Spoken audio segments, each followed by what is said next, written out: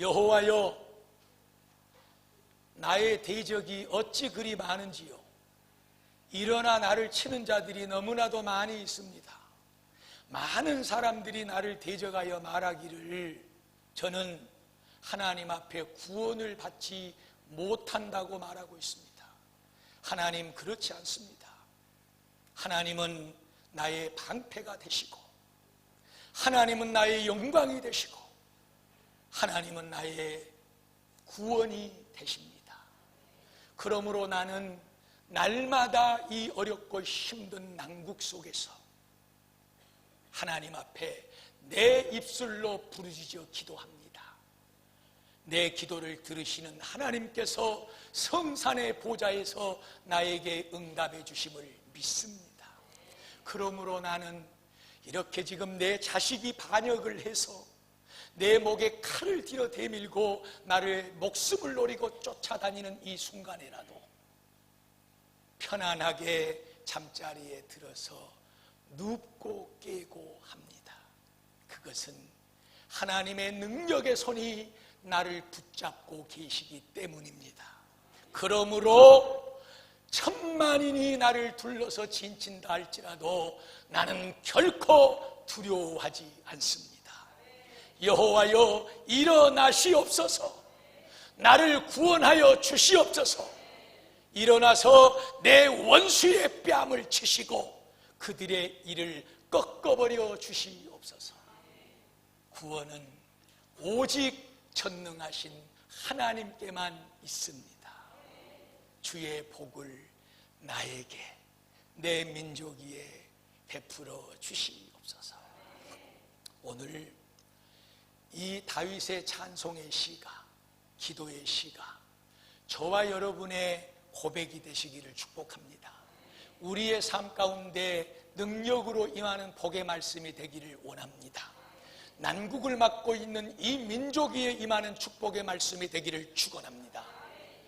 8.15 광복절을 전후해서 지난주에도 동일한 본문을 가지고 말씀을 드렸는데, 지난주의 말씀의 흐름은 역사적인 대략을 우리가 더듬어 오면서 일제와 우리 민족의 아픈 사연들을 가지고 과연 우리가 이러한 때에 그리스도인으로서 무엇을 해야 될 것이냐 하는 부분에 대해서 말씀을 드렸고, 오늘은 광복절을 지난 다음 주일날로 시기가 시기이고 시국이 시국인 만큼 다시 한번 귀한 말씀을 통해서 은혜 받으려고 하는 것은, 이제 오늘 주일은 이런 세계적인 역사, 이 흐름을 신앙적인 안목으로 바라보면서, 그렇다면 그러한 때에 하나님께서는 이 민족 위에 무슨 일을 하셨고, 하나님은 이 민족을 어떻게 붙잡고 이끌어 오셨는가,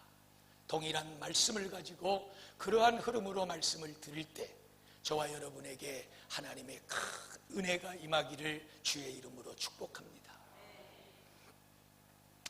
태계 이황의 제자이며 영남 하파의 거두였던 학봉 김성일이란 명문가 집안이 있었습니다. 집안에 망해 먹을 종손이 나왔다고 집안 어른들은 걱정이 많았습니다. 파랗고, 파괴할 파자이다, 떨어질 낙자이다, 집 호자입니다. 얘기하면은 집안이 망해 먹는다 그 말이에요. 그런데 이 파라코라고 하는 이 말은 양반집 자손에서 집안의 재산을 몽땅 털어먹는 남봉꾼을 일컫는 말입니다. 지금부터 이 명문가 집안에서 일어난 이 파라코의 비밀에 대해서 먼저 들려드리도록 하겠습니다. 일제강점기, 일본이 우리나라를 강제로 점령하여 나라를 억압하고 있는 그때 안동에서 일어난 일입니다. 노름판이라고 하는 노름판에는 모조리 드나들면서 재산을 탕진하던 조선의 으뜸가는 파라코가 있었는데, 그 이름은 학봉 김성일의 13대 종손인 김용안이라고 하는 사람입니다.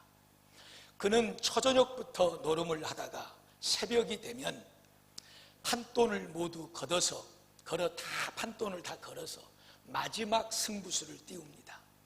돈을 따면 그 돈을 다 가지고 돌아가고, 돈을 잃게 되면 그가 외치던 한마디가 있었습니다. 새벽 몽둥이야 하고 이렇게 외치면 그때 몽둥이를 들고 있던 그 아랫사람들이 그 도박장을 덮쳐가지고 현장을 난장판을 칠 때 김용환은 그때 그 바닥에 깔려있던 모든 판돈들을 다 챙겨가지고 어디론가 유유히 사라집니다. 심지어는 하나밖에 없는 외동딸이 시집을 준비하고 있을 때 시댁에서 예물해오라고 하는 예물비를 준 것까지도 모조리 다 도박장에 가서 탕진을 해버립니다. 대대로 이어 내려온 종갓집의 농가 밭을 모조리 팔았습니다. 이 도박 노름하느라고 그 돈이 얼마가 되느냐, 오늘날로 따지면 200억 원, 200억 원 정도를 전부 다 노름판에 쏟아 부어버리고, 해방이 된 그 다음 해 1946년 4월 26일 김용환은 이 세상을 떠납니다. 그러나 훗날 그 파라코의 도박의 비밀이 밝혀집니다. 노름으로 탕진한 줄만 알았던 재산이 고스란히 보내진 곳이 있었는데 다른 곳이 아니라 만주의 독립군들이 활동하고 있는 독립군 본부에 그 모든 돈들이 전해진 것입니다. 일제의 감시를 피하기 위해서 철저하게 노름꾼으로 위장을 해서 독립자금을 지원했던 것입니다. 그가 이렇게 독립운동을 하게 된 이유가 있는데, 의병대장으로 활동을 했던 김회락이라고 하는 이 사촌간을 그 할아버지가 숨겨줬어요.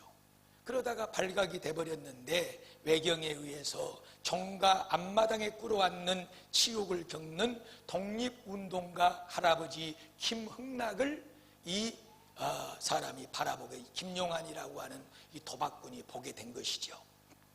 이를 목격하고 큰 충격을 받았던 어린 김용환은 빼앗긴 나라를 되찾아야 되겠다고 결심을 합니다.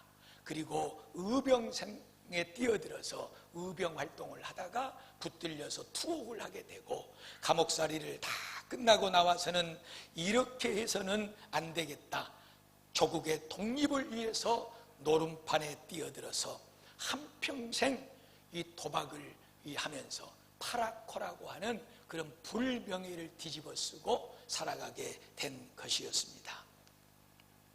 그가 숨을 거두기 전 그와 오랜 친구였던 사람이 이보게 이제는 말할 때가 되지 않았는가 하고 권면을 할 때 이 김용환은 마땅히 선비로서 이 나라의 국민의 한 사람으로서 해야 될 일을 했을 뿐이라네.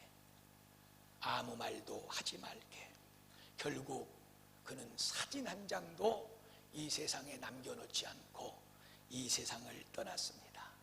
그러나 세월이 지나서 광복 50주년이던 지난 1995년 김용환은 건국훈장 애족상의 추서가 됩니다. 그때 받았던 이 건국훈장의 상이 저와 같은 상입니다. 조국의 독립을 위해서 우리의 많은 선진들은 정말로 목숨을 내걸고 모든 것을 다 쏟아붓는 헌신과 희생을 치렀습니다. 그 값으로 일제 36년의 억압에서 우리는 해방을 받았고, 그리고 이와 같은 자유를 누리고 번영 속에 살아가는 축복을 누리고 있습니다. 사랑하는 여러분, 그런데 가만히 여러분 생각해 보면, 조국 해방 광복을 생각해 보면 절대로 우리 힘으로는 해방을 맞이할 수가 없었습니다.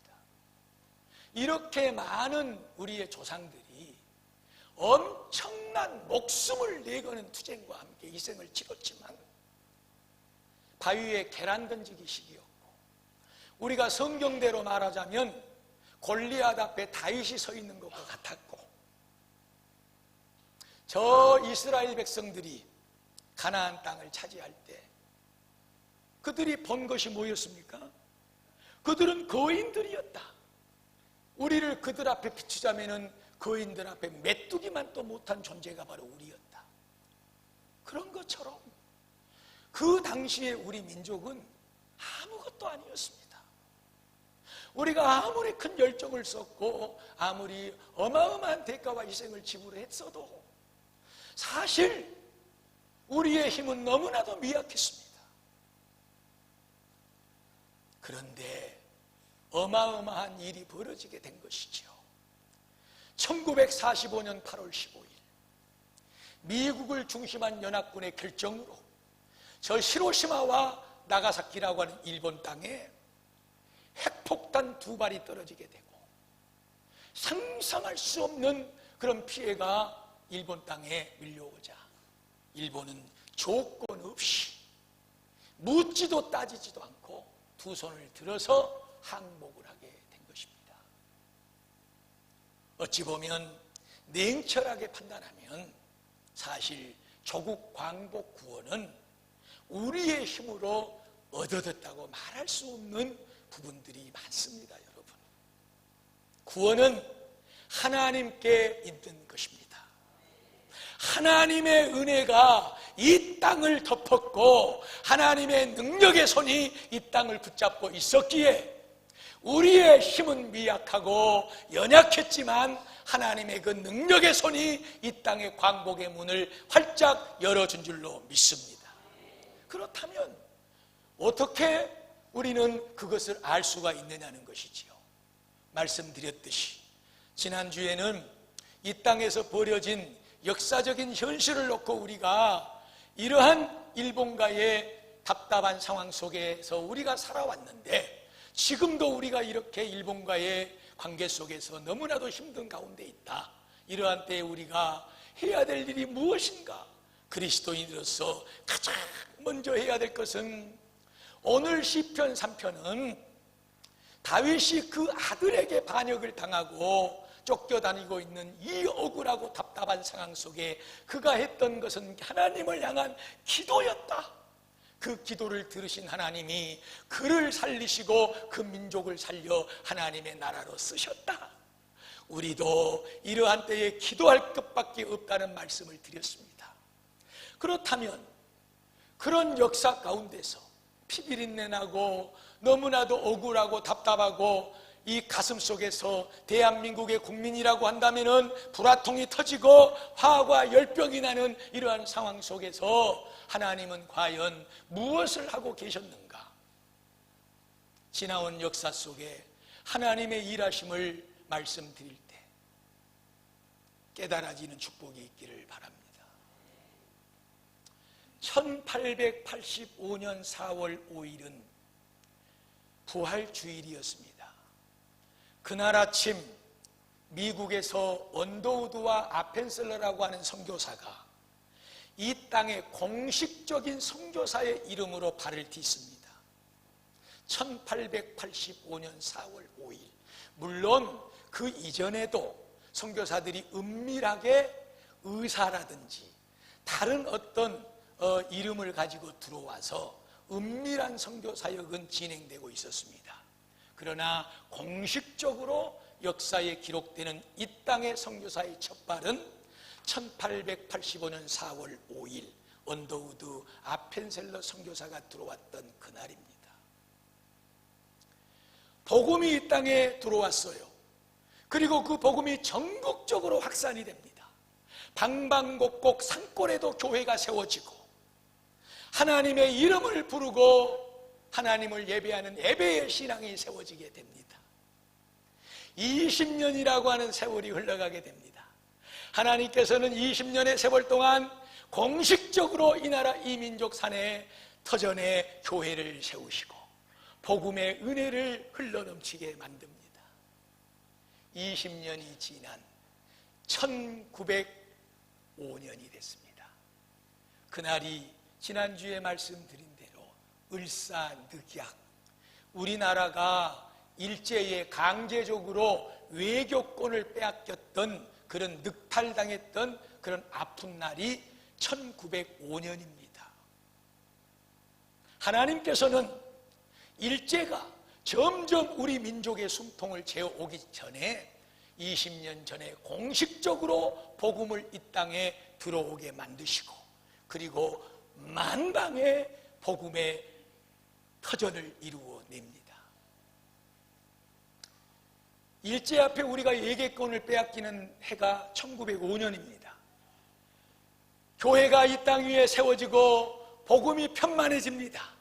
그러고 나서 1907년도에 평양의 장대현 교회에서 마치 성경의 초대교회의 오순절 마가의 다락방에 임했던 그 놀라운 성령의 불길이 1907년 평양 장대현 교회에 부어지게 됩니다.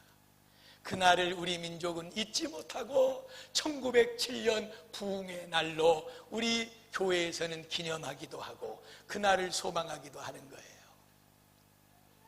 여러분, 그때 새벽 기도가 생긴 거예요.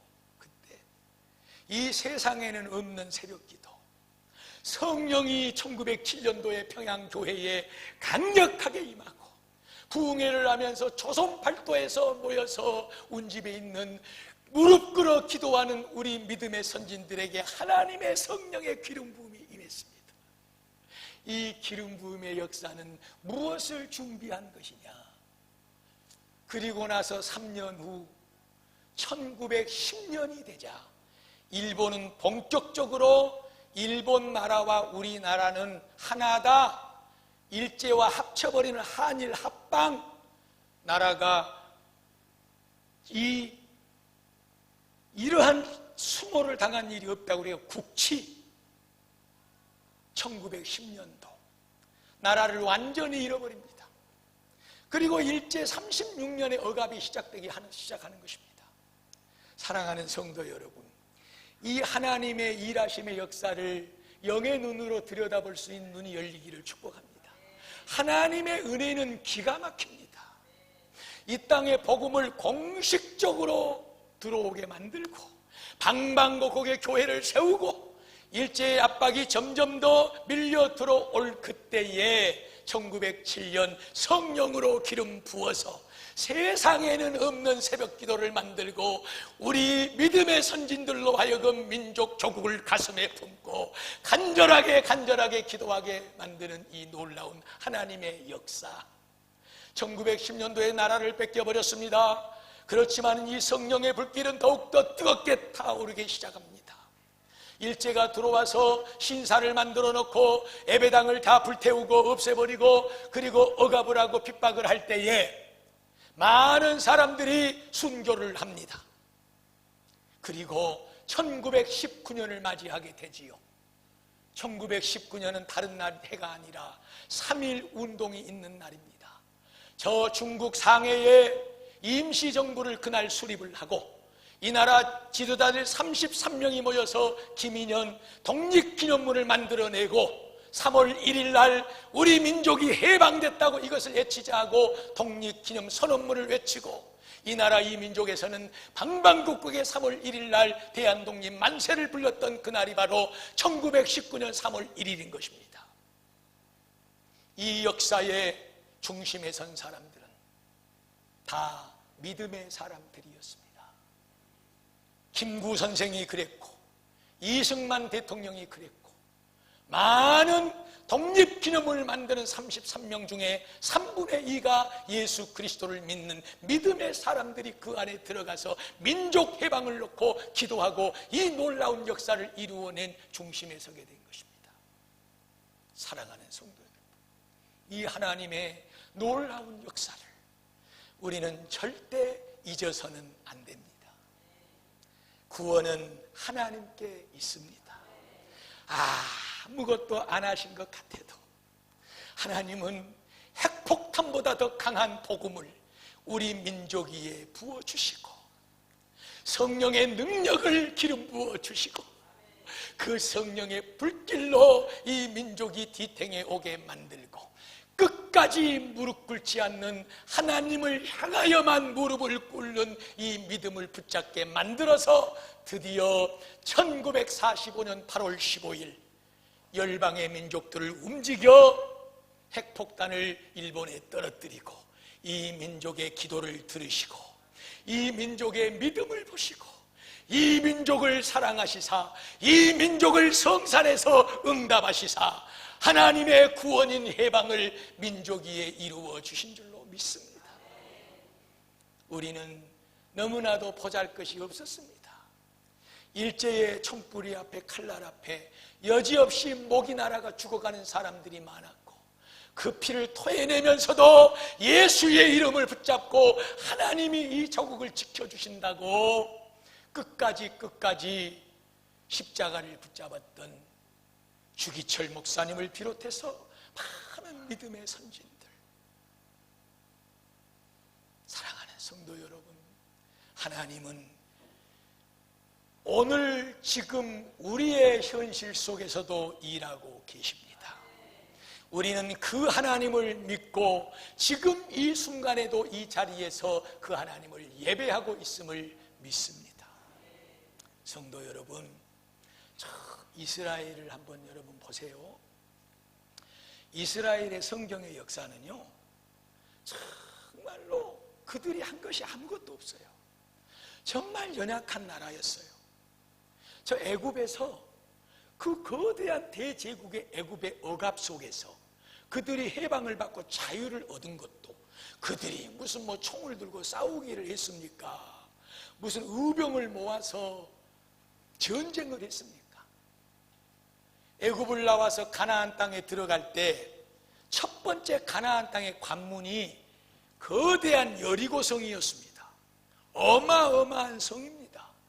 제가 성지순례를 가서 여기가 여리고성의 일부분이었습니다 하고 보여주는 그 여리고성을 올라가서 보니까 정말로 그 넓이가 이 폭이 어마어마해요. 어마어마해요. 한 5m는 넘습니다. 오죽했으면 거기다가 건물을 짓고 살았으니까 그 성의 그 위에다가 그런 성을 그들은 물리치고 가나안 땅으로 들어가야 됩니다. 지금. 그런데 그들은 칼을 들고 싸우지 않았습니다. 하나님의 명령 말씀만 붙잡고 오직 전능하신 하나님만 의지하고 그 성에 순종함으로 그 성은 그들 앞에 무너져 내렸습니다. 할렐루야. 이스라엘이 대제국 바벨론에 완전히 멸망을 당했고 다 죽었고 일부 몇 사람이 포로로 붙들려 가서 70년이 되는 해에 해방을 맞고 돌아옵니다. 그럴 때에도 그들이 뭔가 한 것이 없습니다. 오직 전능하신 하나님 앞에 주여 우리의 조상이 우리의 민족이 하나님 앞에 죄를 짓고 우상 숭배를 하고 너무나도 잘못을 했사오니 우리가 대신 회개하고 자복하고 무릎 꿇사오니 불쌍히 여겨 주시옵소서. 우리를 구원하여 주시옵소서. 그들은 기도밖에 한 것이 없습니다. 70년이 차서 하나님께서 그들 민족을 자유케 하고 다시 예루살렘으로 돌아와 살게 만든 것은 오직 구원은 하나님께 있다는 사실을 증명하게 되었습니다.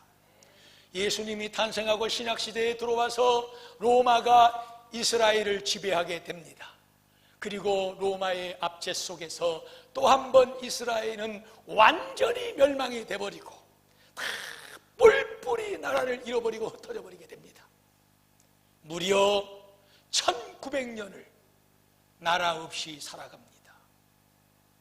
그러나 그런 그들에게 하나님께서는 구원의 문을 열어주시고 오늘날 그들이 차지하고 살고 있는 하나님께서 맨 처음에 아브라함에게 약속하고 주셨던 그 땅에 그들은 지금 들어가서 그 자유와 그 하나님의 은혜를 누리고 살아가고 있습니다.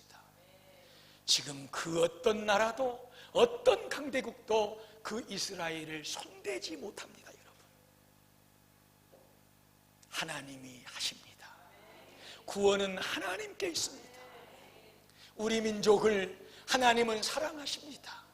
세상에 듣지도 보지도 못하고 있지도 않는 새벽 기도를 만드시고, 우리 민족이 그만큼 열정을 가지고 새벽을 깨어서 하나님의 이름을 부르고 민족을 하나님 앞에 맡기고 구원해달라고, 살려달라고, 하나님이 해결해달라고 이 눈물에 애통하는 기도를 하나님은 받으신 줄로 믿습니다.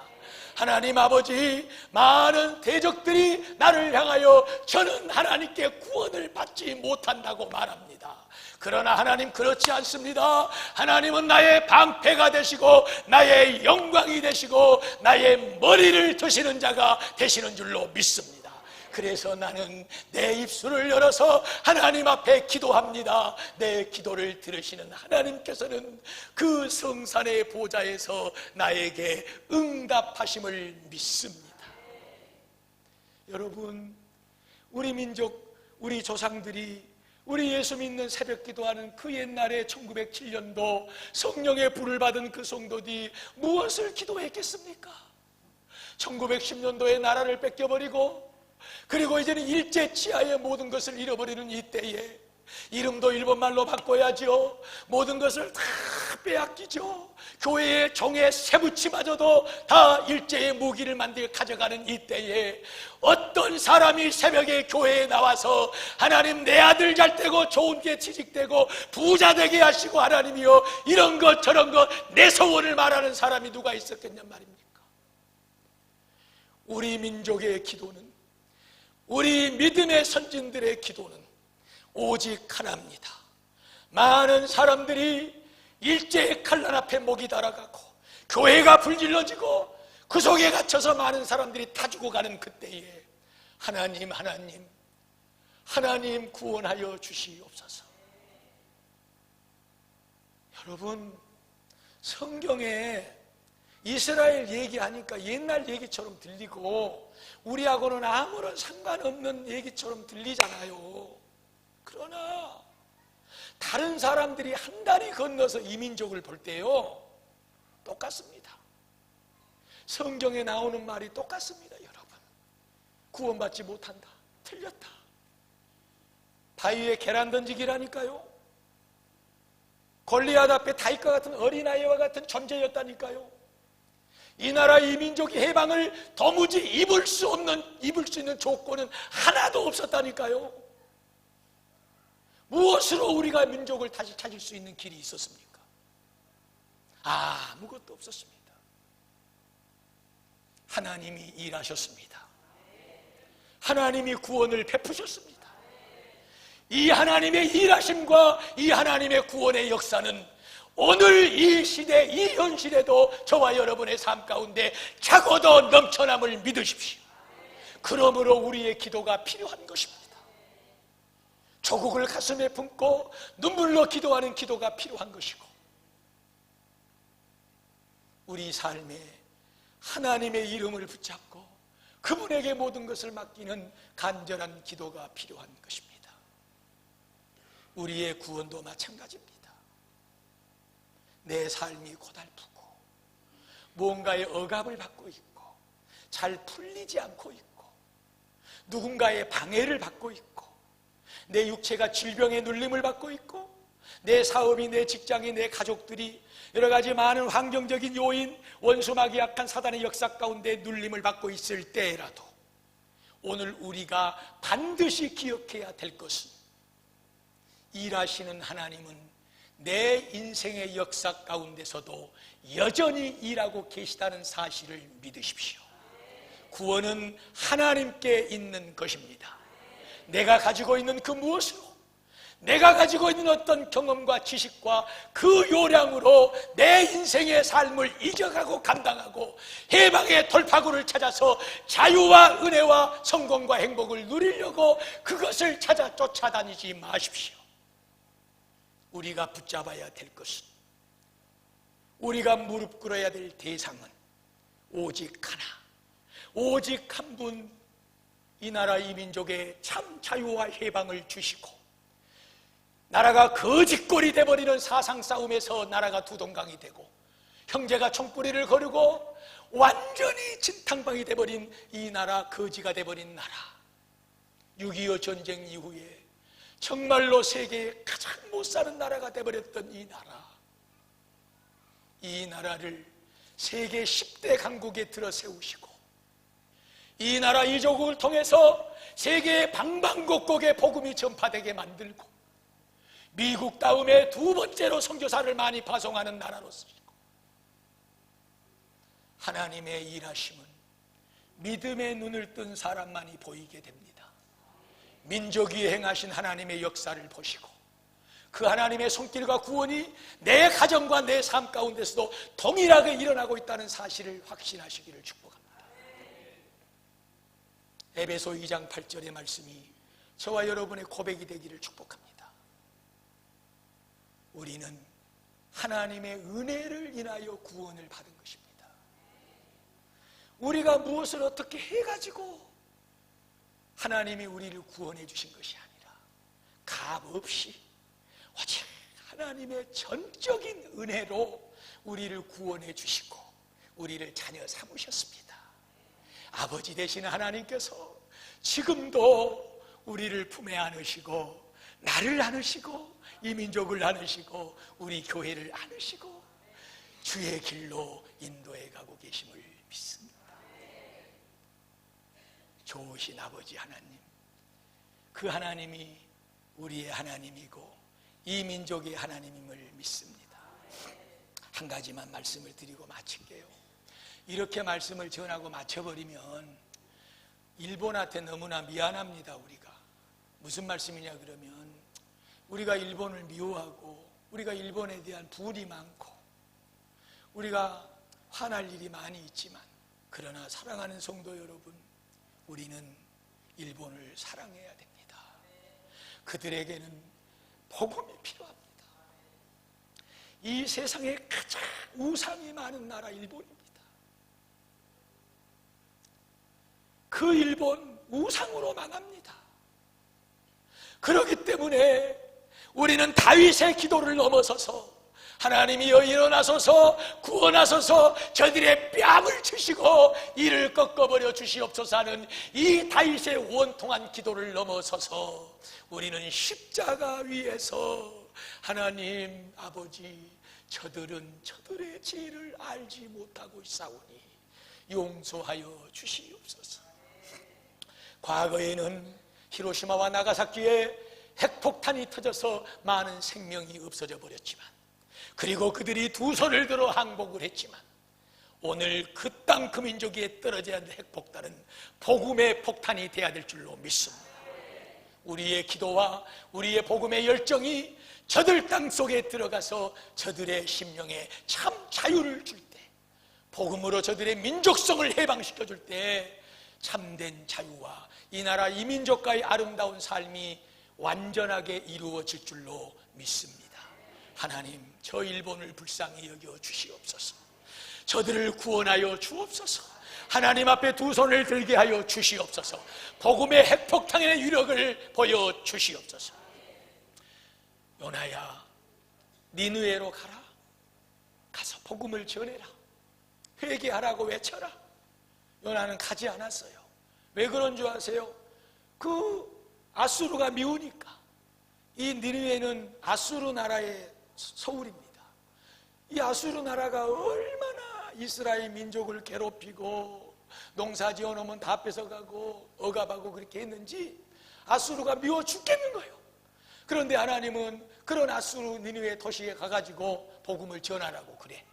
그러니까 이 요나가 나하고 똑같은 마음이었나 봐. 저도 지난 엊그제까지 그냥 일본 놈 새끼들 그냥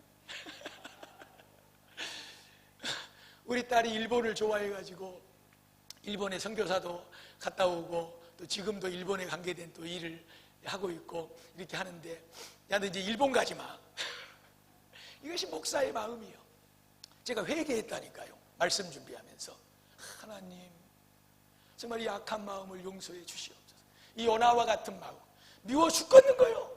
확 그냥 망해버렸으면 좋겠고, 빨리 그 먼 산에 그냥 그 용왕 뭐야 그거 터져버렸으면 좋겠고, 1년에 1cm씩 섬이 꺼져 들어가기 한 10cm씩 그냥 들어가 버렸으면 좋겠고, 이 약한 마음의 이 근성이 회개했어요.